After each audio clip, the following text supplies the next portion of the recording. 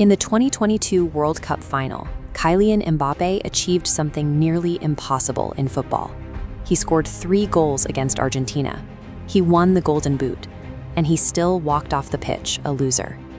Heading into 2026, France opened with a dominant display against Senegal. On paper, they look like the most dangerous team in the world. Yet the entire football community remains suspicious. We have watched brilliant French starts end in sudden, inexplicable tragedy too many times to ignore the pattern. The central question of this tournament isn't about the talent on the roster. Everyone knows France has the players. It's whether they have finally addressed the internal structural flaw that talent alone cannot overcome. France faces a psychological paradox where their history of collapse is just as consistent as their history of brilliance. They are fighting against a recurring cycle of underperformance that arrives the moment dominance is expected.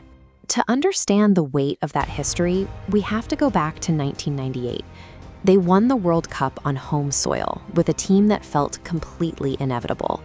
But 4 years later, that same core group entered the 2002 tournament as heavy favorites and exited in the group stage. They didn't score a single goal.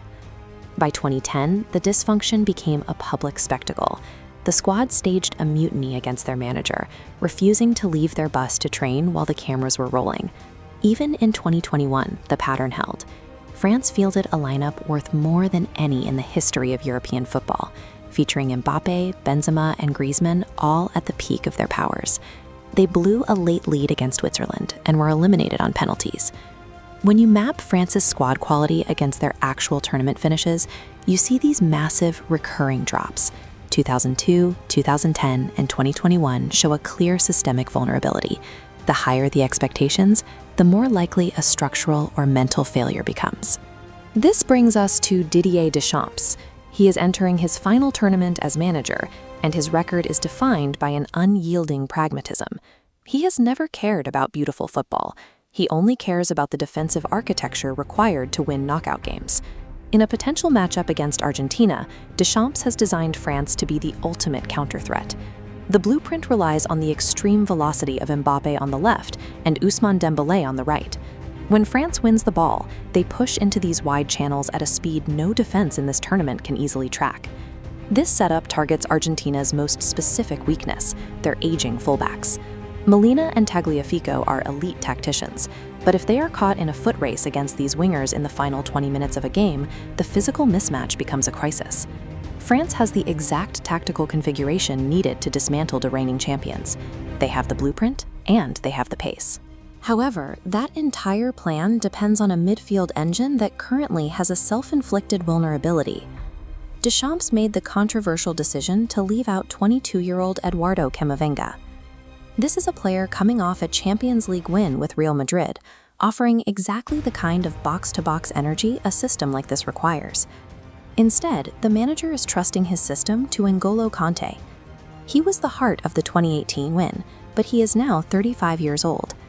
Deschamps is asking a man in the twilight of his career to cover massive amounts of ground across 8 high-intensity matches, all while competing in the heat of a North American summer. This creates a physical bottleneck. If Kante's endurance fades in the later knockout rounds, the midfield shield collapses, and the pace of the wingers won't matter because the ball will never reach them. Deschamps' greatest strength is his loyalty to his veterans.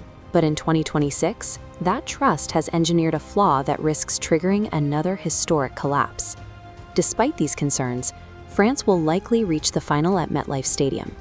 Kylian Mbappe's individual drive for redemption after the 2022 heartbreak is too powerful to be stopped in the early rounds.